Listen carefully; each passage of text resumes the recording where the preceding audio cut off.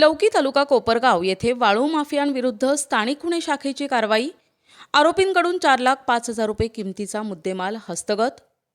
Somnath Kharge police अधीक्षक अहिल्यानगर यांनी police निरीक्षक किरणकुमार कबाडी, स्थानिक गुन्हे शाखा अहिल्यानगर यांना जिल्ह्यातील अवैध वाळू वाहतुकीविरुद्ध कारवाई करण्याबाबत आदेशित केले होते।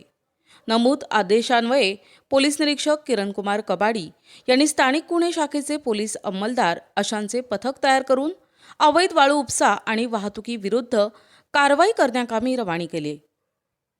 दिनांक 17 डिसेंबरला पथक कोपरगाव तालुका पोलीस ठाण्या हद्दीत अवैध वाळू उत्खनन उपसाबाबत माहिती काढत असताना पथकास गुप्त बातमीदारामार्फत बातमी मिळाली की इसम रमेश जगन्नाथ मोरे हा पुंतांबा चौफुली ते वैजापूर रोडवरून त्याच्या ताब्यातील ट्रॅक्टर आणि ट्रॉलीने लौकी गावाच्या शिवारातील खटकडी ओढ्याच्या पात्रातून चोरून वाळू उपसा आणि वाहतूक करत आहे। त्यानंतर पथकाने तात्काळ पुंतांबा चौफुलीकडून वैजापूरकडे जाणाऱ्या रोडने पेट्रोलिंग करत जात असताना पथकास समोरून एक ट्रॅक्टर ट्रॉली येताना दिसली। तेव्हा पथकाने ट्रॅक्टर थांबवून पाहणी केली असता ट्रॉलीमध्ये वाळू असल्याचे दिसून आले। तेव्हा चालकास ताब्यात घेऊन पोलीस पथकाची ओळख सांगून त्याचे नाव विचारले असता रमेश जगन्नाथ मोरे असे त्याने सांगितले।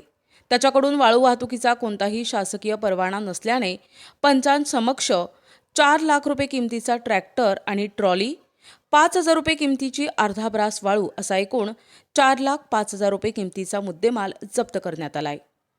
वरील आरोपींविरुद्ध कोपरगाव तालुक्यात पोलीस स्टेशन येथे गुन्हा दाखल करण्यात आला असून गुन्ह्याचा पुढील तपास कोपरगाव तालुका पोलीस स्टेशन करत आहेत।